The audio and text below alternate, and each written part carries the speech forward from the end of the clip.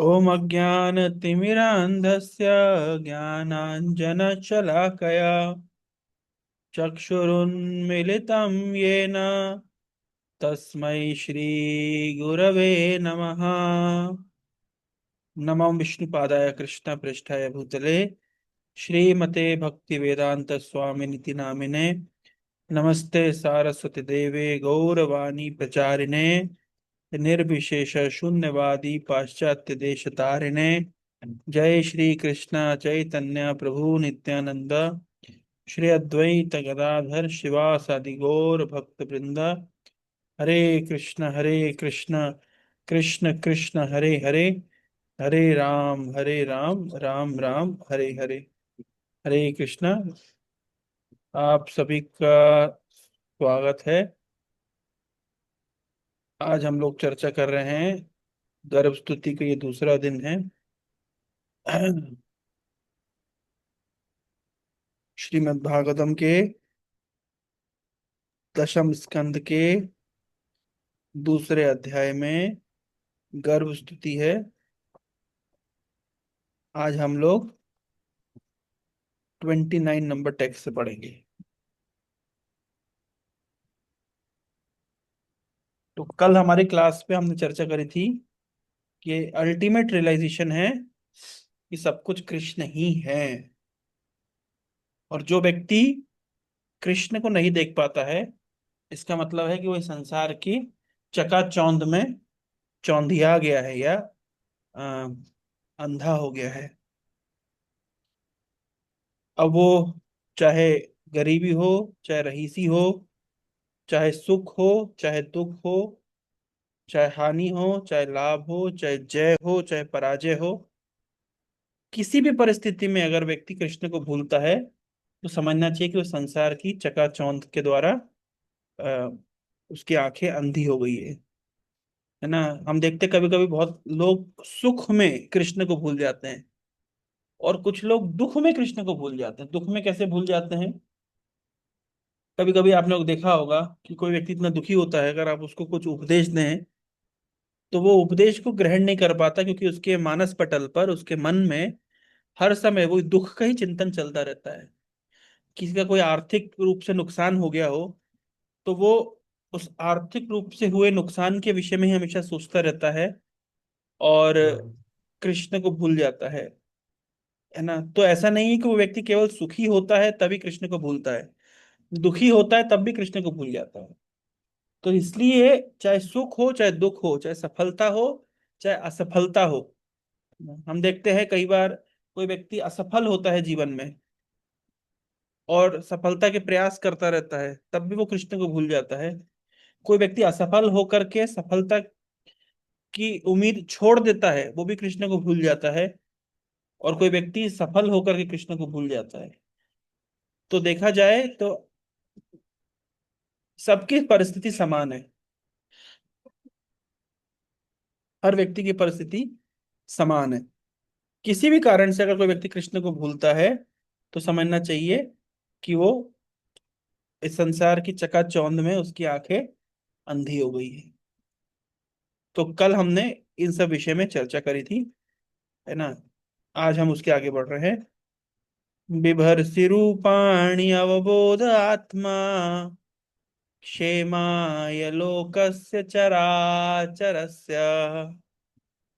सत्वोपपन्नानि सुखावहानि सताम अभद्राणि मुहुखलानाम।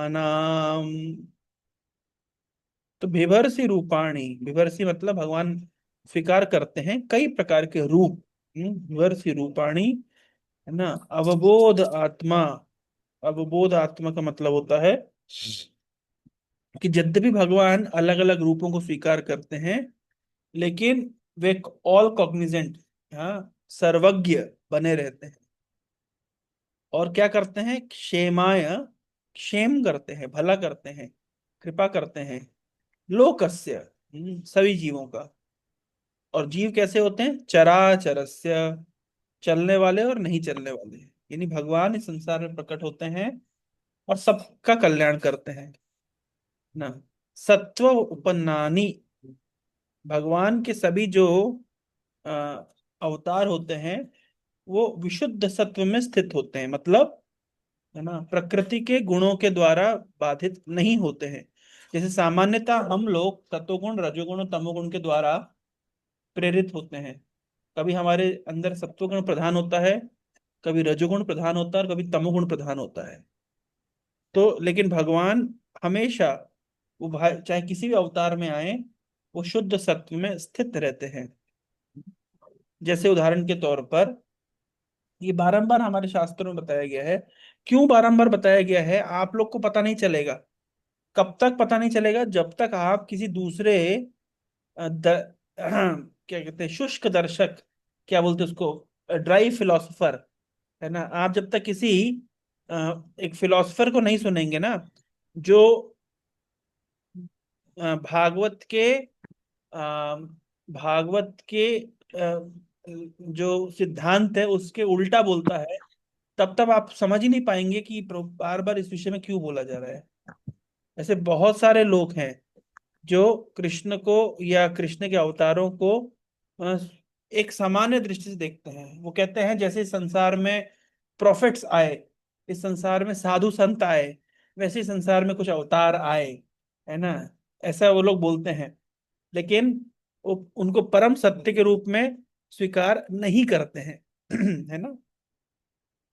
तो बारंबार ये बताया जा रहा है, नहीं नहीं, भागवत की शिक्षा ऐसी नहीं है। भागवत की शिक्षा है कि भगवान विभिन्न प्रकार के रूप लेकर के संसार में प्रकट होते हैं, और हमेशा वो प्रकृति के तीनों गुणों से परे शुद्ध सत्व में स्थित होते हैं। सत्वोपन्नानी, सुखावहानी, और हमेशा आनंद से परिपूर्ण होते हैं।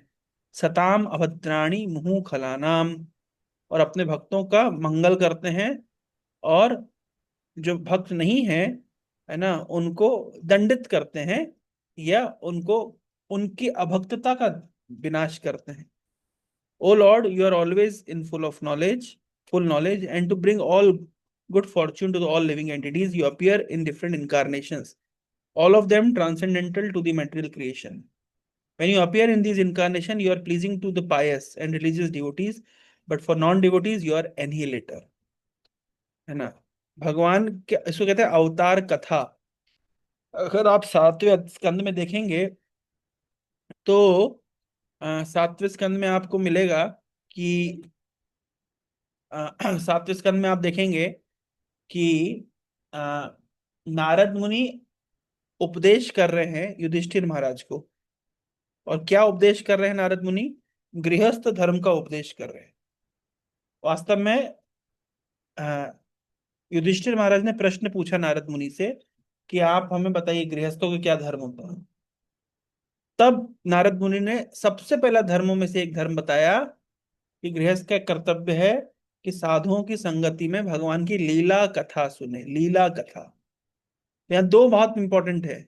साधु उसको कहते हैं जो भगवान की लीला कथा करते हैं, जो केवल, है ना, हम देखते हैं कुछ साधु, तथाकथित साधु होते हैं जो पर्यावरण की बातें करते हैं, कुछ साधु होते हैं जो आ, समाज की बातें करते हैं, कुछ साधु होते हैं जो राजनीति की बातें करते हैं। ये सब ठीक है, मतलब वे सब समाज सुधारक हो सकते हैं, समाज में वो कुछ क्रांति लाना चाहते हैं। लेकिन साधु उसको कहते हैं जो भगवान की लीला कथा करते हैं, है ना। आप बार बार समझिए शुद्ध सत्व का अर्थ क्या होता है। और ये बारंबार ये महत्वपूर्ण क्यों होता है समझना, क्योंकि भगवान की जो लीला कथा है, या भगवान का जो नाम रूप गुण लीला है, उसका इस संसार से कुछ भी लेना देना नहीं है। उसको कहते हैं निर्मल। उसमें संसार रूपी मल बिल्कुल भी उसमें लगा नहीं है ना। लेकिन बाकी जो कुछ भी तथाकथित हम बातचीत करते हैं, उसमें संसार रूपी मल चिपका रहता है। अब प्रॉब्लम यह है कि एक संसार में व्यक्ति अगर फंसा हुआ है या लगा हुआ है, सांसारिक जीवन जी रहा है, तो वो दिन भर तो संसार की बातें कर ही रहा है। अब साधु के पास भी जाएगा तो साधु भी वो लीला कथा ना चर्चा करके और केवल संसार की चर्चा करेंगे, है ना, तो समस्या शुरू हो जाएगी, है ना। हम बहुत सारे साधु लगते हैं। एक साधु ने, है ना, एक मूवमेंट निकाला कैसे हम पूरी दुनिया की मिट्टी को शुद्ध करेंगे, है ना। एक साधु चर्चा करता है कि कैसे एनवायरमेंटल पोल्यूशन हो रहा है, कैसे एयर पोल्यूशन हो रहा है ना। ये इस दृष्टि से बोला जा सकता है कि भगवान की प्रकृति को हमको खराब नहीं करना चाहिए, ये भगवान से जोड़ करके बोले तो चलेगा। लेकिन हम देखते हैं ये सब साधु, तथाकथित साधु, है ना, वो भगवान के विषय में बिल्कुल काट देते हैं, और लीलाओं को तो वो अपने तरीके से तोड़ मरोड़ कर प्रस्तुत करते हैं। लेकिन ये इस प्रकार से साधु नहीं करते हैं। भगवान की जो लीलाएं हैं वो सत्व में, शुद्ध सत्व में, बार बार बताया जाए, शुद्ध सत्व का अर्थ होता है उसमें भौतिक जगत का कोई भी लेश भी टच नहीं है, वो परम शुद्ध है। ये बारंबार समझने की आवश्यकता है, परम शुद्ध है। परम शुद्ध का अर्थ होता है इसमें भौतिक मल बिल्कुल नहीं है। और कोई व्यक्ति अगर अपने चित्त को, अपनी चेतना को भगवान की लीला कथा में स्थिर करता है, तो फिर वो उस स्तर में उठता है, शुद्ध सत्व के स्तर में उठता है, यानी प्रकृति के गुणों से वो मुक्त होता है। अदरवाइज कोई भी वस्तु, ऐसा कहा गया है शास्त्रों में और हमारे आचार्यों ने कहा गया है कि कोई भी एक चीज अगर इस प्रकृति के गुणों के द्वारा कंटेमिनेटेड है तो वो अपवित्र है, अशुद्ध है। चाहे वो कुछ भी क्यों ना हो, इस संसार की कोई भी पोजीशन, कोई भी, जैसे मान लीजिए कोई प्रधानमंत्री है, कोई राष्ट्रपति है, कोई बड़ा व्यापारी है, किसी भी स्थिति में है, सामान्य दृष्टि से उसको देख करके हम बोल सकते हैं बड़ा व्यक्ति है। आज मैं हमारे बेस में ऐसे ही कहीं पे से किताबें कुछ रखी थी, तो मैंने एक किताब पे हाथ डाला, है ना, तो एक किताब उड़िया में थी, मैं समझ नहीं पाया, लेकिन उसके ऊपर एक व्यक्ति के चित्र बना था। वो व्यक्ति हमारे एक कैबिनेट मिनिस्टर के पिताजी हैं, जो उनका कुछ समय पहले देहांत हुआ, है ना। तो उनकी फोटो वहां पे लगी हुई थी और उस किताब में कुछ उड़िया में लिखा हुआ था। और मैं ऐसे ही पेपर आगे, मतलब कागज पलट रहा था, तो इसमें अलग अलग अधिकारियों ने, अलग अलग मंत्रियों ने, अलग अलग मेंबर ऑफ पार्लियामेंट्स हो या मिनिस्टर्स हो, वो उन्होंने नोट लिखा हुआ था, उस पर कुछ कुछ कहा, अपना अपना मंतव्य दिया था इस व्यक्ति के विषय में। व्यक्ति महान व्यक्ति हैं और इनका ये कंट्रीब्यूशन है, और इस प्रकार से उन्होंने कुछ कुछ लिखा हुआ था। तो मेरे मन में एक तुरंत विचार गया कि मैंने कहा देखिए, कितना भी महान व्यक्ति हो संसार की दृष्टि से, लेकिन पारमार्थिक दृष्टि से ही जीरो, है ना। उनका आध्यात्मिक रूप से उनका कोई अस्तित्व नहीं है, मतलब वो है zero. His contribution is zero, his achievements are zero.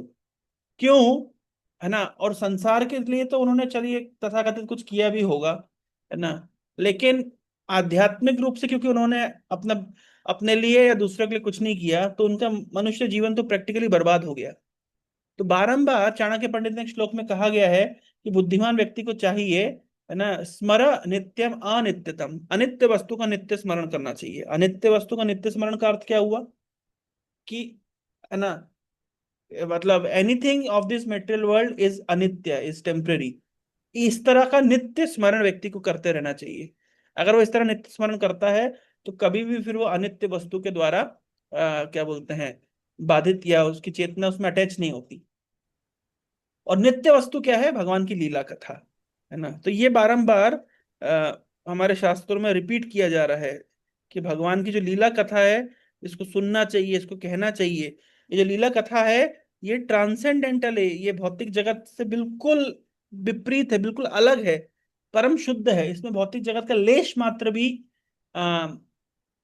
लेश मात्र भी उसमें टच नहीं है। यहां तक कि आप समझिए कि भगवान की लीला, अपेरेंटली अगर वो लीला हमें विरोधास्पद भी दिखाई देती है, तो भी वो शुद्ध करती है। जैसे भगवान की चोरी करने की लीला, माखन चोरी की लीला हो, चाहे वस्त्र हरण की लीला हो, या भगवान ने महाभारत के युद्ध में चलक चापाली, ये चाहे चालाकी करके ही क्यों ना पांडवों को जिताया हो। बाहर से अगर केवल अपेरेंट कंसिडरेशन देखें तो ऐसा लगता है भगवान चीटिंग करते हैं, भगवान डिप्लोमेसी करते हैं, भगवान पॉलिटिक्स करते हैं, है ना। कई जगह हम भागवतम में भगवान कृष्ण की इन लीलाओं को देखते हैं, लेकिन फिर भी, है ना, वो ट्रांसेंडेंटल है, दिव्य है, शुद्ध सत्व में स्थित है। और अगर कोई व्यक्ति अपनी चेतना उन लीलाओं में लगाता है, उसका हृदय शुद्ध होता है, उसका चित्त शुद्ध होता है। और इंटरेस्टिंग बात समझिए कि चित्त शुद्ध होने के बाद में उस, है ना, उसको एक प्रकार का हायर टेस्ट का अनुभव होता है। फिर बहुत उसके बाद में अगर कोई भी भौतिक वस्तु या भौतिक चीज या भौतिक विषय में आप उससे बात करेंगे, तो उसको कोई रुचि नहीं लगेगी, वो रुचिकर नहीं लगेगा। इसलिए लोग बोलते हैं ना कि अरे आप लोग जब भक्ति मार्ग में आते हैं तो आप लोग क्या हो जाता है, आप लोग पुराने दोस्तों से ज्यादा मिलना जुलना नहीं करते, उनके साथ घूमना फिरना नहीं करते, उनके साथ खान पान नहीं करते हैं, अलग अलग रहते हैं, आप, है ना, आपने सोसाइटी से कट गए। तो बात यह है कि हम सोसाइटी से कटे नहीं है, लेकिन हमें एक दूसरी तरह की सोसाइटी प्राप्त हो गई है, जहां पे हम कृष्ण का चिन्ह, जहां पे कृष्ण के भक्तों के साथ हम उठना बैठना करते हैं, कृष्ण के भक्तों के साथ में हम चिंतन मनन करते हैं, कृष्ण के नाम का स्मरण करते हैं, कृष्ण की लीलाओं का स्मरण करते हैं, कृष्ण की कृपा का स्मरण करते हैं। और हर हमारे कार्य में, हर हमारे बातचीत में, हर हमारे चाल ढाल में, है ना, हर समय कृष्ण का स्मरण होता रहता है। भक्त एक दूसरे को कृष्ण का स्मरण कराते हैं। परस्परम अनुकथनम, परस्परम अनुकथनम, पावनम भगवद यशः, मिथो रतिर्मितो तुष्टिर, निवृत्तिर्मिथात्मनः। भक्त लोग क्या करते हैं? परस्परम अनुकथनम, आपस में हर समय भगवान के विषय में, भगवान की सेवा के विषय में, भगवान के मिशन के विषय में, भगवान के शुद्ध भक्तों के विषय में हर समय उनकी चर्चा चलती रहती है। इससे क्या होता है? आपस में अगर भगवान के पावन यश की चर्चा करते हैं तो मिथो रति, आपस में प्रेम बढ़ता है। मिथो तुष्टि, एक दूसरे को संतुष्टि प्राप्त होती है। और निवृत्तिर मिथा आत्मनः, और व्यक्ति भौतिक भोगों के प्रति बिल्कुल उदासीन हो जाता है। ये बिकम डिसटेस्टफुल।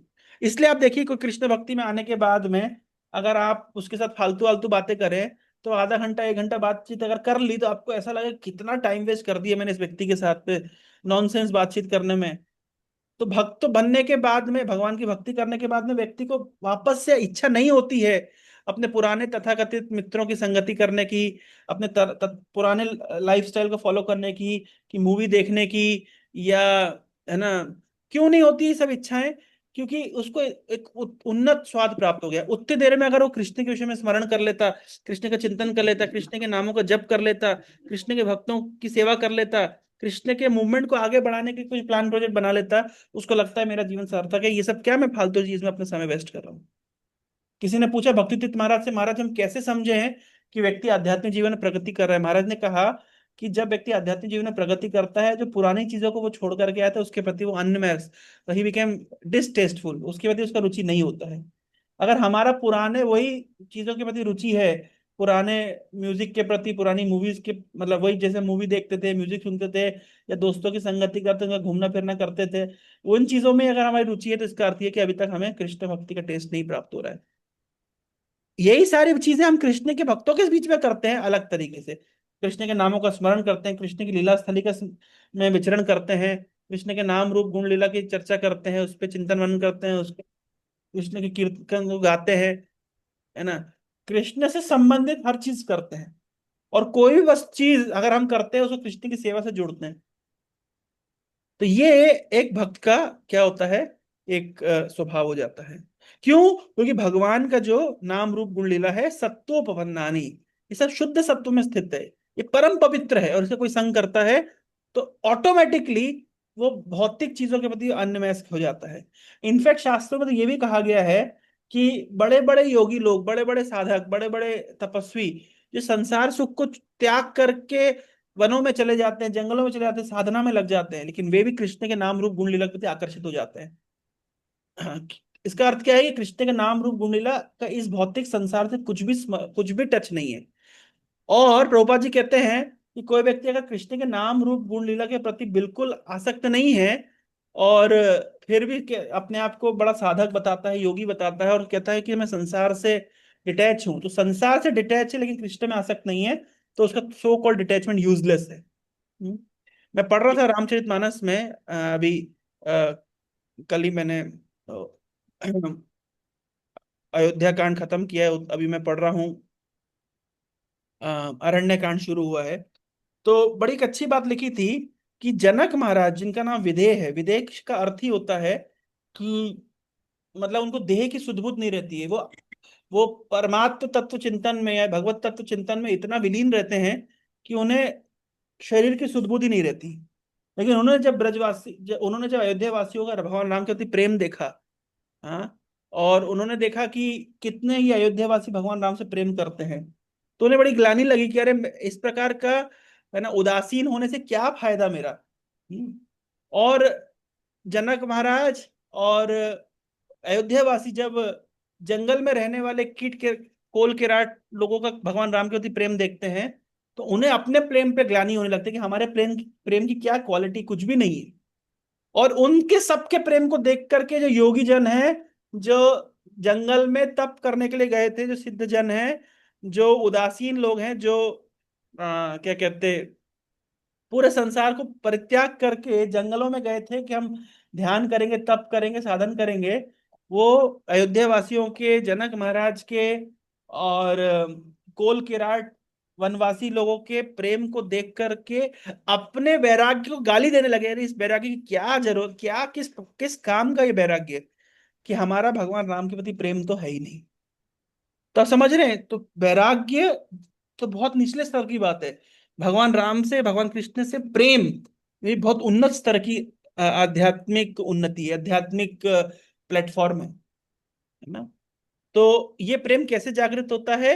ये प्रेम होता है भगवान के नाम रूप गुण लीलाओं का स्मरण करने से, उनका चिंतन मनन करने से, उनकी चर्चा करने से। क्यों? क्योंकि भगवान का नाम रूप गुण लीला परम पवित्र है, परम शुद्ध है, शुद्ध सत्व में स्थित है। इसलिए भगवान इस संसार में आते हैं, अलग अलग नाम रूप गुण लीला धारण करके, बिभर्षि रूपाणी अवबोध आत्मा क्षेमाय लोकस्य चराचरस्य सत्वोपन्नानि सुखावहानि सताम अभद्राणि मुहुः खलाना। आगे बढ़ते हैं। त्वयि त्वयि अम्बुज त्वयि अम्बुजाक्षखिल सत्वधाम्नि समाधिना आवेशित चेतसैके त्वत्पादपोतेन महत्कृतेन कुर्वन्ति गोवत्सपदं भवाब्दिम्। तो बोल रहे हैं त्वयि अंबुजक्ष अखिल सत्वधामनी। हम्म, हे अंबुजक्ष, जिनके जिनके नेत्र कमल के समान हैं, अखिल सत्वधामनी, who are the original cause of all existence, from whom emanate everything emanates and in whom all potencies reside। अखिल सत्व धामनी, सारे अस्तित्व के धाम है भगवान। सब कुछ उनसे ही निकला है। जैसे कल हम चर्चा कर रहे थे कि भगवान परम सत्य है, परम सत्ता है, परम अस्तित्व है। किसी भी वस्तु का अस्तित्व भगवान से है। जैसे इस माला का अस्तित्व इसके धागों से है ना, उसी प्रकार से संसार के सारे एटम मॉलिक्यूल सब कुछ भगवान के ऊपर ही निर्भर है। भगवान की ही सत शक्ति से सब कुछ अस्तित्ववान है। इसलिए बोला अखिल सत्व धामनी, समाधिना आवेशिता चेतसे के, है ना। और जो समाधि में आवेशित है, समाधि में आपके, है ना, चरणों कमलों का ध्यान में लगे हुए हैं, उनके विषय में कहा जा रहा है, त्वत्पाद पोतेन महत् कृतेन कुर्वन्ति गोवत्स पदम भवाब्दिम। भव सागर ऐसे भक्तों के लिए क्या हो जाता है ना। भव सागर की तुलना सागर से की गई। सागर को पार करना बहुत कठिन है, लेकिन जो व्यक्ति की जिसकी चेतना भगवान में लगी हुई है, उसके लिए भव सागर कितना बड़ा हो जाता है? गो वत्स पदम, है ना, गाय के बछड़े के खुर के जितना हो जाता है। इसको पार करने में कोई कठिनाई नहीं रहती है। वो ये नहीं बोल रहे हैं कि एक दो चीजें बोल रहे हैं, त्वत्पाद पोतेना महत् कृतेना, है ना। एक तो आप भगवान के जो चरण कमल की जो शरण लेता है, भगवान के चरण रूपी नाव का जो आश्रय लेता है, तो पार कर ही जाएगा। लेकिन भवसागर भी तो छोटा ही हो गया। कितना छोटा हो गया? गोवत्स, है ना। तो दो एग्जाम्पल दे रहे हैं कि भगवान के चरण कमल नाव के समान है, तो नाव से व्यक्ति समुद्र पार कर सकता है, भव सागर सागर पार कर सकता है। लेकिन किसी के मन में प्रश्न उठे, यार फिर भी मतलब नाव कितनी बड़ी होगी, क्या होगी, छोटी होगी, बड़ी होगी, उसमें पार कर पाएंगे? पार तो देखो टाइटैनिक भी चढ़ा चला था पार करने के लिए, वो तो डूब गया। मैं पार कर पाऊंगा कि नहीं कर पाऊंगा, बड़ा समस्या है। तो कह रहे महत् कृते ना, भैया ये तो पुराने लोगों ने माना है, पुराने लोगों ने कहा है, महान लोगों ने का विचार है कि भगवान के चरण कमल एक नाव के समान है। उन नाव का जो आश्रय लेता है वो सरलता से पार कर जाता है। बोले ठीक है, पुराने लोगों ने किया है, कहा है, क्या गारंटी है? आजकल तो देखो भैया ऐसा है कि पुराने जमाने की नाव अच्छी हुआ करती थी। पुराने जमाने का देखो, पहले जमाने के जो पंखे आते थे तो 10-10 साल, 15-15 साल तक चल जाते थे। आजकल तो साल 2 साल में उसको रिप्लेस करना पड़ता है। पहले जमाने की मशीनें आती थी तो बड़ी मजबूत हुआ करती थी, पहले जमाने के घर बनते थे तो 100-100 साल टिक जाते थे, अभी तो हर 20-30 साल में उसको रिनोवेशन करना पड़ता है। तो पहले की बात अलग थी, आज के विषय में तो कहना मुश्किल होगा। तो आगे कह रहे नहीं नहीं, काम करो, अगर तुम्हें इतना भरोसा नहीं है भगवान के चरण रूपी नाव में, तो ठीक है, ये सुनो। कुर्वन्ति गोवत्स पदम भवाब्दिम। अब तो कम से कम भरोसा रख लो कि जो व्यक्ति भगवान के चरणों का आश्रय लेता है, उसके लिए भवसागर गाय के बछड़े के खुर के जितना बराबर हो जाता है। O lotus-eyed Lord, by concentrating one's meditation on your lotus feet, which are the reservoir of all existence, and by accepting those lotus feet as the boat by which to cross the ocean of nations, one follows in the footsteps of Mahajan or great saints. By this simple process, one can cross the ocean of nations as easily as one steps over the hoof print of a calf. कोई व्यक्ति अगर भगवान के चरण कमल का आश्रय लेता है, तो भवसागर को सरलता से पार कर जाता है। इसी प्रकार की बात भगवत गीता में भगवान कहाँ कह रहे हैं? 12वें अध्याय में कह रहे हैं, है ना। भगवान क्या कह रहे हैं कि कोई व्यक्ति अगर मुझ में चेतना आवेशित करता है, तो मैं उसका उद्धार करता हूँ। और बहुत लंबा समय लगाता हूँ? नहीं नहीं, बहुत जल्दी उद्धार कर देता हूँ। कहाँ बोल रहे हैं? इस तरीके से बोल रहे हैं।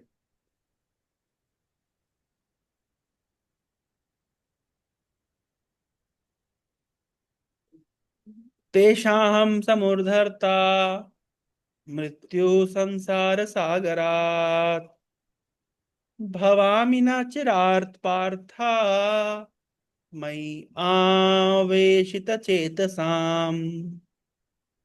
कोई व्यक्ति अगर भगवान में अपनी चेतना को आवेशित करता है, तो भगवान कह रहे तेषाहम समुद्धरता, मैं उसका पूरी पूरी तरीके से उद्धार करता हूँ।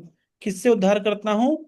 मृत्यु संसार सागरात, मृत्यु संसार के जन्म मृत्यु के चक्र से, भवसागर से मैं उसका उद्धार करता हूँ। बहुत लंबा समय लगाते होंगे ना आप, बहुत दिनों बाद आते होंगे, बोले नहीं, भवामी ना चिरार्थ पाथा, मैं बहुत ज्यादा समय नहीं लगाता, चिरकाल नहीं लगाता, ना चिरात, बहुत लंबा समय नहीं लगाता। किनके लिए? मई आवेशित चेतसाम, जिनकी चेतना मुझ में आवेशित है। चेतना को भगवान में कैसे आवेशित की जाए? तो भगवान की लीला कथा का श्रवण करके भगवान में चेतना को आवेशित करा जा सकता है। इसका लाभ क्या होता है? कि भाई व्यक्ति भवसागर को उतनी सरलता से पार कर लेता है जितना कुर्वन्ति गोवत्स पदम भवाब्धिम। बहुत सिंपल सिंपल बात बोल रहे हैं, लेकिन इस प्रकार से इसी प्रकार का एक श्लोक है। समाश्रिता ये पद पल्लव प्लवम महत् पदम पुण्य यशो मुरारे भवाम्बुधिर वत्स पदम परम पदम पदम पदम यद विपदाम न तेषाम। बोल रहे हैं कोई व्यक्ति अगर समाश्रिता ये पद पल्लव प्लवम, भगवान के चरण कमल रूपी नाव का कोई पूर्ण रूप से आश्रय लेता है, हाँ, तो बोल रहे हैं भवाम बुधिर वत्स पदम, उस भव सागर उसके लिए कैसा बन जाता है? गो गाय के बछड़े के खुर के समान इतना बड़ा बन जाता है। और परम पदम, वो व्यक्ति परम पद को प्राप्त होता है, भगवान के धाम में जाता है, भौतिक डर उसके लिए नहीं रह जाता। पदम पदम यत विपदाम ना तेषाम, उसके लिए कोई विपदा नहीं रह जाती, है ना। जैसे भौतिक जगत में व्यक्ति को, हर व्यक्ति को अनुभव है कि हर एक एक मोड़ पे विपदा है ना, तुरंत विपदा आती, तुरंत समस्या आती है ना। तो ऐसे व्यक्ति के लिए जो भगवान के चरणों का आश्रय लेता है, हाँ, उसके लिए वो सरलता से परम पद को प्राप्त होता है, और कोई विपदा उसके लिए नहीं रह जाती है, जिस आध्यात्मिक जगत में कोई विपदा नहीं रहती है।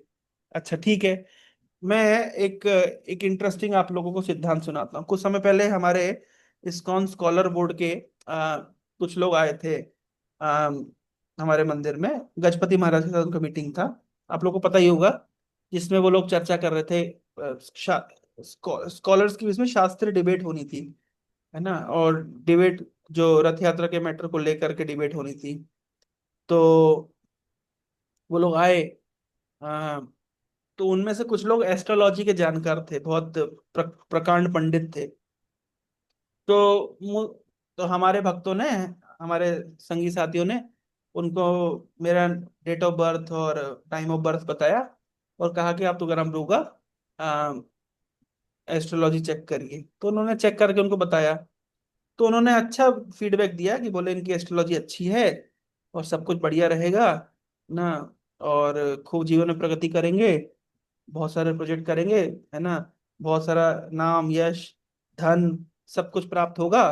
तो है ना, ये तो बढ़िया है। तो लेकिन एक समस्या है। ये समस्या क्या है? तो समस्या ये है कि, है ना, इनको विरोध भी बहुत झेलना पड़ेगा, और बहुत लोग इनके एनवियस हो जाएंगे, है ना, बहुत लोग इनसे ईर्ष्या करेंगे और उनके काम में बहुत टांग अड़ाएंगे और बहुत विरोध होगा। मैंने कहा अच्छा। तो मेरे को बताया, मतलब मुझे भक्तों ने बताया इस तरीके से होगा। तो एक भक्त ने मुझसे प्रश्न पूछा, तो जी आप इसको कैसे देखते हैं कि, मतलब चलिए सफलता मिलेगी समझ आता है, देखिए कुछ सफलता तो मिलती है, लेकिन कुछ लोगों को सफलता मिलने के बाद बहुत क्या बोलते हैं, एनवी या बोलना चाहिए ईर्ष्या या बैकलैश झेलना नहीं पड़ता, लेकिन कुछ लोग को झेलना पड़ेगा। जैसे आप बोले कि आपको बहुत ज्यादा झेलना पड़ेगा, बहुत लोग आपके विपरीत हो जाएंगे, और बहुत लोग क्या कहते, आपकी टांग खींचेंगे इस तरीके से। उन्होंने मेरे को बोला। तो बोला आप इसको कैसे देखते हैं? तो मैंने बहुत विचार किया, है ना, मैंने, तो मुझे एक विचार सूझा। मैंने कहा देखिए, ये तो बहुत अच्छा है, भगवान की कृपा है। अगर सब कुछ मेरे अनुकूल होगा, सफलता प्राप्त होगी, धन प्राप्त होगा, यश प्राप्त होगा, है ना, और नेम फेम फॉलोअर्स आएंगे, है ना, और जिस चीज में मैं हाथ रखूंगा वो चीज सफल हो जाएगी, अगर ऐसा होगा, ठीक है, ये तो अच्छी बात है, इसमें कोई बुराई नहीं है। तो फिर भौतिक संसार को छोड़ करके भगवान के धाम में कौन जाना चाहेगा? सोचने वाली बात है ना। अगर हर चीज हमारे रुचि के अनुसार हो जाएगी, हर चीज हमारे हम जैसा चाहते वैसे हो जाएगी, सब कुछ बढ़िया सा चलेगा, तो कौन भौतिक संसार को छोड़ करके और भगवान की शरण लेगा? तो मेरे को अनुभव हुआ कि भले ही, है ना, नाम यश प्रतिष्ठा धन फॉलोअर्स जो कुछ भी प्राप्त होगा वो तो कृष्ण की सेवा के लिए, हमें मूवमेंट के लिए, मिशन के लिए चाहिए, इसमें कोई संदेह नहीं है। यद्यपि हम लोग सुबह सुबह चिल्ला चिल्ला के कह रहे हैं ना धनम ना जन्म, लेकिन वास्तविकता ये है कि धनम जन्म तो हमको चाहिए ही होता है, क्योंकि, है ना, कोई भी मूवमेंट में मैन पावर मनी पावर के बिना चलता ही नहीं है, दोनों ही चीजें चाहिए। तो यद्यपि हम चैतन्य महाप्रभु की शिष्टाष्टकों को बिल्कुल तोते की तरह बोल देते हैं, ना धनम ना जन्म, लेकिन मन के अंदर तो बोलते नहीं, ये जरूरी है भैया, धन जन नहीं आएगा तो प्रोजेक्ट कैसे चलेंगे। तो लेकिन, तो एस्ट्रोलॉजर का कहना है कि आपको धन जन सब कुछ प्राप्त होगा, लेकिन आपको विरोध भी बहुत मिलेगा। तब मेरे मन में ये विचार आया कि अच्छी बात यह है कि अगर विरोध होगा तो हम उन चीजों से आसक्त नहीं होंगे, और, है ना, हम उन चीजों में अपनी सफलता नहीं मानेंगे, हम उन चीजों में ही ये नहीं समझेंगे कि यही बस मेरे जीवन का लक्ष्य है। क्योंकि कई बार ऐसा होता है कि व्यक्ति इन चीजों को प्राप्त करके अपने जीवन के लक्ष्य को भूल जाता है। तो ये भगवान की बहुत कृपा रहेगी कि हाँ, धन जन प्राप्त हो रहा है, क्योंकि ये मिशन के लिए, सेवा के लिए, प्रचार के लिए आवश्यक है। लेकिन एट द सेम टाइम विरोध मिल रहा है, द सेम टाइम बैकलैश मिल रहा है, at the same time obstacles मिल रहे हैं।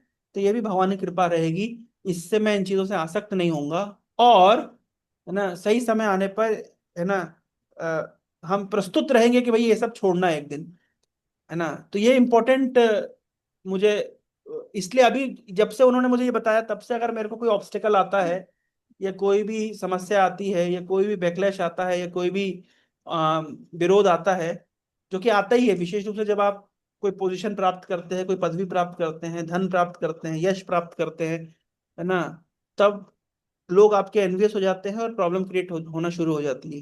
लेकिन अब मैं उसको किस दृष्टि से देखता हूँ कि ये कृष्ण की विशेष कृपा है कि ये सब आ रहा है, ताकि मैं इन, है ना, अनित्य वस्तुओं से आसक्त ना हो। तो ऐसा बताया जाता है कि हर व्यक्ति को संसार में कैसे रहना चाहिए। जैसे चाकू होता है जो कटहल के ऊपर चलाते हैं, आपने देखा, कटहल के ऊपर जब चाकू चलाते हैं तो चाकू के ऊपर क्या करते हैं, थोड़ा सा तेल लगा लेते हैं। तेल लगाने से क्या होता है, जो कटहल का जो चिपचिपापन होता है वो चाकू पे चिपकता नहीं है, और चाकू आराम से चलता रहता है।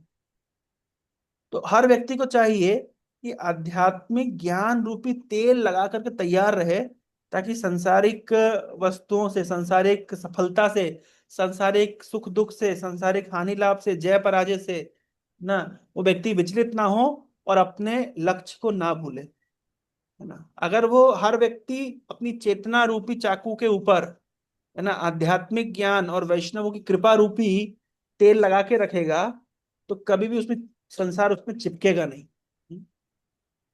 तो इस प्रकार से हमें प्रयास करना चाहिए कि संसार हमें चिपके नहीं, है ना।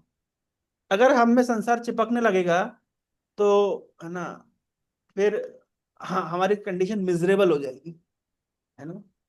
इसलिए अगर किसी व्यक्ति के जीवन में, है ना, समस्या आती है तो उसे ये इसी दृष्टि से देखना चाहिए कि भगवान की इतनी कृपा है मेरे ऊपर कि, है ना, आ, क्या बोलते हैं, मैं इन चीजों से आसक्त नहीं हो रहा हूँ, संसार से आसक्त नहीं हो रहा हूँ, है ना, डिस्गस्ट हो गया हूँ, उसको कहते हैं डिस्गस्टिंग मूड, है ना। ऐसा बताया गया है, जन्म ऐश्वर्य श्रुता श्रीवीर यजमान मधुपमान, इस श्लोक के ट्रांसलेशन में, इस पर्पट में प्रभुपाद जी लिखते हैं कि जन्म मतलब उच्च कुल में जन्म लेना, ऐश्वर्यशाली होना, धनी होना, और प्रतिष्ठित होना, और रूपवान होना, और इस प्रकार से ये सब जो कुछ भी है, ये एक प्रकार का फीवर है। तो व्यक्ति को चाहिए कि फीवर घटाए ना कि बढ़ाए। तो क्यों ये फीवर क्यों है? क्योंकि ये सब प्राप्त होने के बाद जनरली ऐसा होता है कि व्यक्ति कृष्ण को भूल जाता है। लेकिन एक श्लोक है, बहुत सुंदर श्लोक, मुझे इतना अच्छा लगा भागवतम का एक श्लोक, कि कुछ लोग होते हैं जिनके पास ये सब कुछ होता है लेकिन फिर भी उनकी चेतना स्तंभित नहीं होती है। जन्म कर्म वयो रूपा,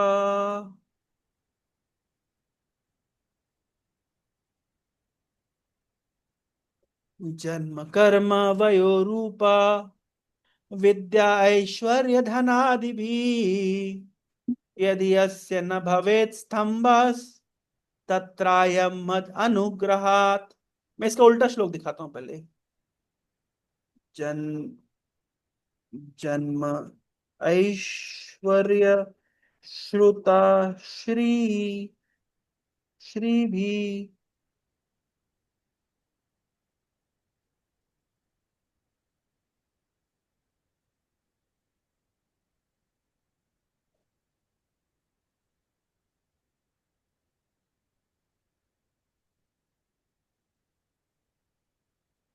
जन्म ऐश्वर्य श्रुता श्री भी, एधमान मदः पुमान्, नैवर्त्य अभिदातुं वै त्वाम अकिंचन गोचरम। इस श्लोक में कुंती महारानी कह रही हैं, my Lord, your lordship can easily be approached but only for by those who are materially exhausted, है ना। जो भौतिक रूप से पूरी तरीके से एग्जॉस्ट हो गए हैं वही आप तक पहुंच पाते हैं। क्यों?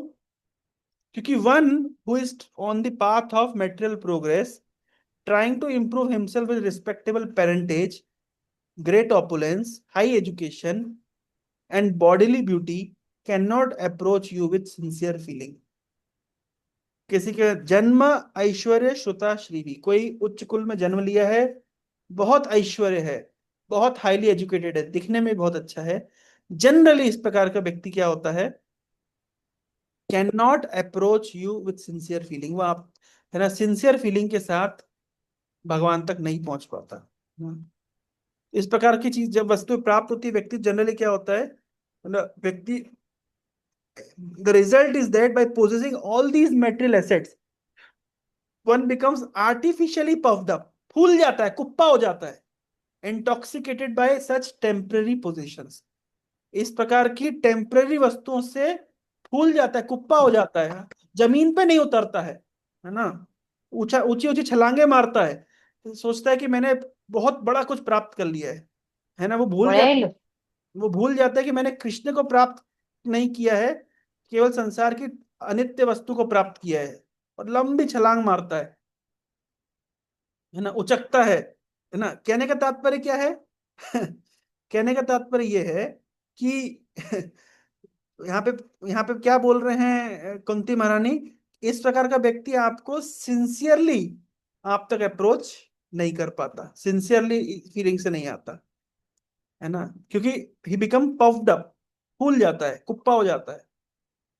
लेकिन क्या, अगर भौतिक समृद्धि है, धन है, जन है, ऐश्वर्य है, तो क्या सब बुरा है? इसका कोई अल्टरनेट नहीं है? तो बता रहे नहीं, अल्टरनेट है। क्या अल्टरनेट है? जन्म कर्मा वयो रूपा विद्या ऐश्वर्य धनादि भी यस्य न भवेत् स्तंभा तत्रायं मद अनुग्रह। बोल रहे हैं किसी के पास कोई उच्च कुल में जन्म लिया है, बहुत बड़े बड़े कारनामे करता है ना, युवक है और सुंदर दिखता है, रूपवान है, विद्या है, ऐश्वर्य है, सब प्रकार के ऐश्वर्य हैं, धन आदि भी, और धन आदि बहुत कुछ है। ये सब होने पर भी यदि अस्य ना भवेत् स्तंभ, ये सब होने पर भी स्तंभित नहीं होता है, पपडप नहीं होता है, उन चीजों के द्वारा कैरिड अवे नहीं होता है, समझना चाहिए इस तरह के व्यक्ति के ऊपर मेरी कृपा है। कैसे पता चलेगा कि किसी के ऊपर भगवान की कृपा है? जब ये सारी वस्तुएं होने पर भी वो व्यक्ति स्तंभित नहीं होता है ना, प्राइड नहीं आती जिसको, अहंकारी नहीं होता है, फूल फूल के कुप्पा नहीं होता है, उस प्रकार का व्यक्ति है ना, समझना चाहिए कि भगवान की कृपा है इस प्रकार के व्यक्ति के ऊपर, है ना। If a human being is born in an aristocratic family और higher status of life, if he performs wonderful activities, if he is youthful, and if he has personal beauty, a good education, good wealth, and if he is nonetheless not proud of his opulences, it is to be understood that he is especially favored by the supreme personality of Godhead. तो किसके ऊपर भगवान की कृपा है और किसके ऊपर माया की कृपा है, कैसे पता चलेगा, है ना। कुछ समय पहले एक व्यक्ति मुझे बोला कि प्रभु जी मेरी एक बड़ी नौकरी लग गई है ना, कृष्ण की कृपा से। मैंने कहा बेटा ऐसा है, ये कृष्ण की कृपा नहीं है, ये माया की कृपा है। कैसे पता, प्रश्न उठा, कैसे पता करेंगे कि कृष्ण की कृपा है कि माया की कृपा है? अगर तुम्हारी बड़ी नौकरी, बड़ी पदवी और बड़ी समृद्धि तुम कृष्ण की सेवा में लगा सकते हो और फिर भी विनम्र बने रहते हो, तो समझना चाहिए कि तुम्हारे ऊपर कृष्ण की कृपा है। और अगर ये सब प्राप्त करके तुम कुप्पा हो जाते हो, फूल जाते हो, तो समझना चाहिए कि ये माया की कृपा है जो तुम्हें कृष्ण से बिल्कुल बिछोड़ दी है, कृष्ण से तुमको क्या कहते हैं, छुपा दी है ना। तो ग्लिटरिंग ऑफ दिस वर्ल्ड, चकाचौंध में तुम चौंधिया गए हो, अंधे हो गए हो, इसका मतलब ये कृष्ण की कृपा नहीं है, ये माया की कृपा है, क्योंकि माया का तो काम ही होता है कृष्ण को छुपा देना। तो हमारी भौतिक सफलता कृष्ण की कृपा है या माया की कृपा है, इस श्लोक में लिखा हुआ है, हम टेस्ट कर सकते हैं। तो यही बात यहाँ पे बोल रहे हैं, पदम पदम जद विपदाम ना तेषाम, ना। अगर कोई व्यक्ति संसार में हर तरह से सुखी हो जाएगा तो कभी भगवान के धाम में जाने की इच्छा ही नहीं करेगी। इसलिए भगवान कृपा करके कभी कभी अपने भक्तों को जबरदस्ती रगड़ते हैं, ताकि भक्त इस संसार में अपने आप को संसार का ना समझें, या उसमें they do not become attached. तो ये है सिद्धांत।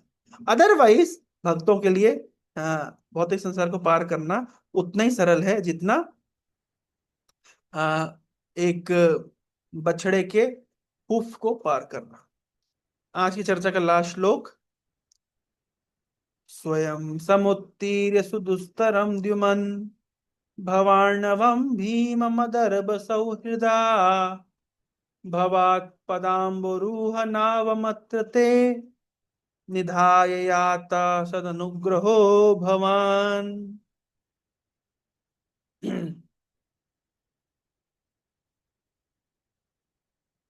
तो यहाँ पे एक इंटरेस्टिंग बात बता रहे हैं कि बोल रहे हैं स्वयं समुत्तीर्य सुदुस्तरम द्युमन, द्युमन मतलब हे प्रकाशमान भगवान ना, O lord who resemble the shining sun, you are always ready to fulfil the desire of your devotee.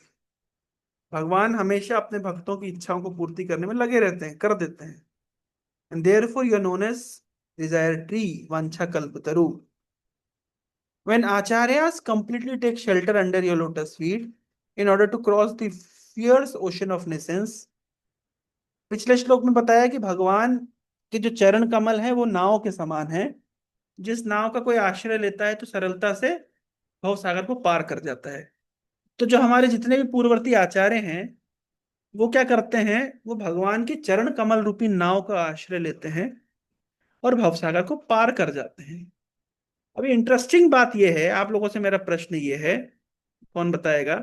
भाई आप समुद्र के एक तट पर हैं, आपने एक नाव ली, और आप नाव को में आश्रय लेकर के समुद्र के को पार कर गए, दूसरे तट पे पहुंच गए। तो आप जहां पहुंचे हैं, अभी नाव कहाँ रहेगी? प्रकाश प्रभु, नाव कहाँ रहेगी? प्रभु जी, एक्चुअली समुद्र तो छोटे, मतलब जैसे कि बछड़े के पाँव के नीचे मतलब नाव तो हमारे कांस्टेंट रहता है। ठीक है, एक क्या होगा तरीके से मतलब ऐसे समझ सकते हैं। एक्चुअली। और अगर बछड़े वाला एग्जाम्पल ना भी माने, तो अगर नाव ली है, समुद्र पार किया है, तो नाव कहाँ रहेगी? अब समुद्र के दूसरे छोर पे रहेगी, है ना? लेकिन ये एक एनालॉजी देवता लोग बड़ी अजीब सी एनालॉजी दे रहे हैं, कि जब भगवान के शुद्ध भक्त जो आचार्य संसार में आते हैं, वो भगवान के चरण कमल रूपी नाव का आश्रय लेते हैं, और एक नाव से तो वो पार कर जाते हैं, एक नाव छोड़ जाते हैं। और कौन सी नाव को छोड़ जाते हैं? They leave behind on earth the method by which they cross. जैसे वो पार किए हैं, तो वो नाव से पार किए हैं, लेकिन नाव यहाँ पे छोड़ गए हैं। यार ये बड़ी अजीब बात है, कि नाव से पार भी किए हैं और नाव छोड़ भी गए हैं।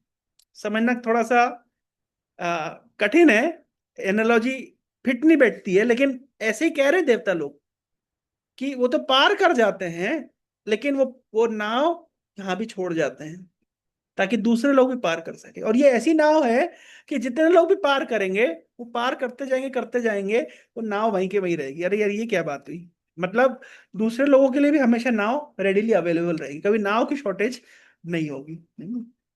तो ये भगवान करते हैं ऐसा। तो भगवान क्या करते हैं? भगवान अपने शुद्ध भक्तों को आचार्यों के संसार में भेजते हैं, जो दूसरों को भवसागर पार करने की शिक्षा देते हैं, सिखाते हैं। और जिस प्रक्रिया से वो भवसागर पार करते हैं, वो प्रक्रिया छोड़ के चले जाते हैं, ताकि दूसरे लोग भी उसका सहारा ले सकें। कभी कभी ऐसा लगता है, नाव की जगह अगर रस्सी का उदाहरण दिया होता तो ज्यादा अच्छा होता। यानी कि भाई, रस्सी लगी हुई है और आचार्य लोग पार कर गए, और वो रस्सी अभी भी टंगी हुई दूसरे लोग के लिए भी खुला है। मेरा प्रश्न उठता है, रस्सी वाला उदाहरण क्यों नहीं दिया देवताओं ने, नाव का उदाहरण क्यों दे रहे हैं? रस्सी का एग्जाम्पल भी तो दे सकते थे ना, क्योंकि नाव का उदाहरण तो यहाँ फिट नहीं बैठ रहा, कि नाव चली जाती है, नदी पार कर जाती है, फिर भी यहाँ रह जाती है। तो ऐसी क्या, जैसे नाव है कि पार भी कर गई और यहाँ भी रह गई। नाव का उदाहरण क्यों दिया है, रस्सी का उदाहरण क्यों नहीं दिया? कि भाई रस्सी टंगी हुई है, उसमें चढ़ जाते, एक चढ़ जाता, दूसरा चढ़ जाता, तीसरा चढ़ जाता। क्या आंसर है?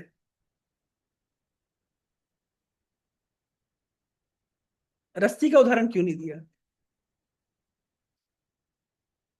कारण ये है, रस्सी का उदाहरण इसलिए नहीं दिया क्योंकि रस्सी में चढ़ने में परिश्रम लगता है, नाव में बैठने में कोई परिश्रम नहीं लगता है ना?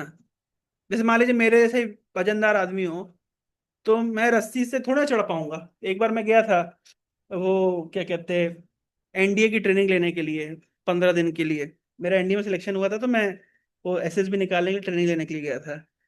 तो वो जो टेक्निकल जितनी चीजें थी, या जो मतलब बैठ के करने वाली जितनी चीज, वो तो मैंने कर ली। फिर उन्होंने हमको फिजिकल एक्टिविटी के लिए लेके गए, तो एक पेड़ में रस्सी टंगी थी, बोले कूदो और रस्सी पकड़ो, और आपको रस्सी से टंग करके नीचे उतरना है। मैं रस कूदा, रस्सी पकड़ी, और जैसे ही नीचे, तो मेरे पूरे हाथ छिल गए। मैं तो हाथ पकड़ा, भाई मैं तो नहीं करूंगा ये सब चीज, मेरे से नहीं हो पाएगा। मैं वापस आ गया। तो रस्सी का उदाहरण क्यों नहीं दिया? क्योंकि हर व्यक्ति इतना एक्सपर्ट नहीं होता ना, कि रस्सी को पकड़ करके थट थट थट करके ऊपर चढ़ जाए, उसके लिए तो एक्सपर्ट लोग लगते हैं। लेकिन नाव में तो कोई भी बैठ सकता है, कोई भी पार कर सकता है, इसलिए नाव का उदाहरण दिया, रस्सी का उदाहरण नहीं दिया। फिर आप बोलेंगे कि भाई नाव की जगह ब्रिज का उदाहरण दे देते, तो भी इजी इजीली चल के चले जाता। ब्रिज के उदाहरण में समस्या ये है, कि नाव का उदाहरण ऐसा है कि नाव एक साइड चलती है। अब आप समझिए, अजीब सी नाव ये रही होगी, ये वन साइडेड चलती है। ये भौतिक जगत से आध्यात्मिक जगत चलती है, और आध्यात्मिक जगत जाके गायब हो जाती है, फिर भौतिक जगत में प्रकट हो जाती है, फिर वहां से चलती है। अगर ब्रिज बोलेंगे, तो टू वे हो जाएगा, यानी भौतिक जगत से आध्यात्मिक जगत भी जा सकता है व्यक्ति, आध्यात्मिक जगत से भौतिक जगत में भी आ सकता है। और ऐसा होता नहीं है। तो सोचिए, देवता लोग के पास क्या ऑप्शन बचा था, नाव के अलावा क्या उदाहरण देते वो नाव के अलावा क्या बोलते? रस्सी बोलते तो फिट नहीं बैठता, वो ब्रिज बोलते तो फिट नहीं बैठता।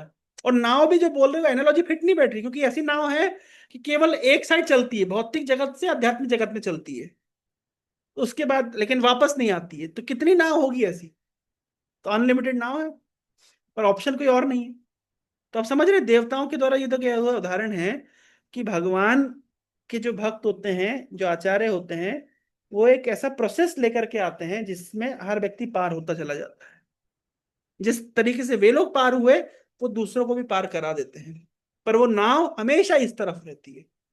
ऐसा उदाहरण देने का मतलब, ये एग्जाम्पल उन्होंने दिया। तो कभी कभी क्या होता है कि एनालॉजी नहीं मिलती है, कि भाई कौन सी एनालॉजी देने से फिट बैठेगा। देवताओं के पास कोई ऑप्शन ही नहीं था, रस्सी वाली एनालॉजी दे नहीं सकते थे, और ब्रिज वाली एनालॉजी दे नहीं सकते थे।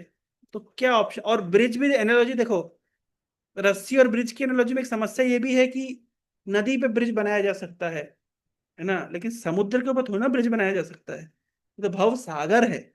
तो वहां तो नाव का ही ऑप्शन बचेगा ना। तो इसलिए देवताओं ने नाव का उदाहरण दिया।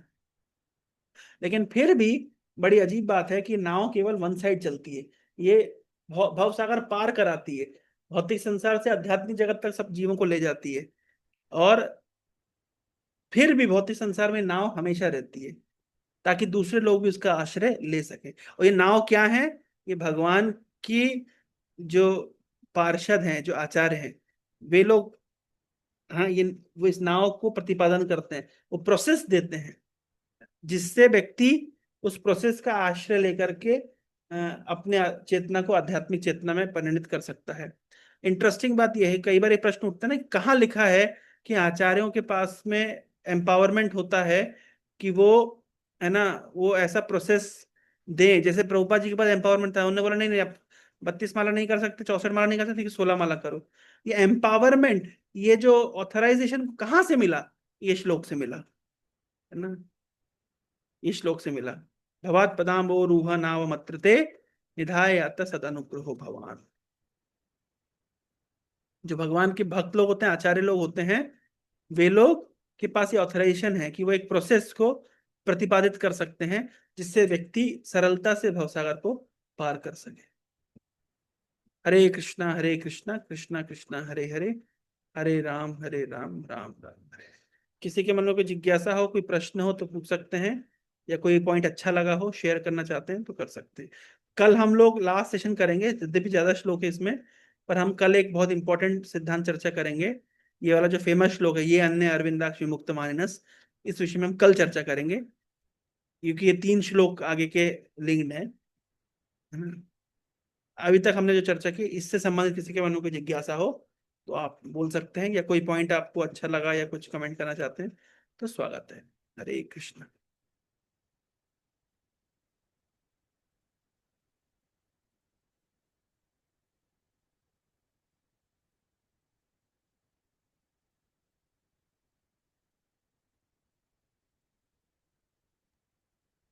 हरे कृष्णा गुरु जी, दंडवत प्रणाम हरे प्रभु जी। कृष्ण। यस प्रभु प्रभु। जी, पहले तो हम सुने थे 29 स्तुति का जो है प्रभु, जन्म ऐश्वर्य सुत श्री भी, लेकिन आज उसका अपोजिट श्लोक सुने तो वो थोड़ा ही अच्छा लगा। हाँ, जन्म ईश्वर शुता भी, ये सब होने पर भी अगर कोई व्यक्ति स्तंभित नहीं हो रहा है तो समझना चाहिए कि उसके ऊपर भगवान की कृपा है।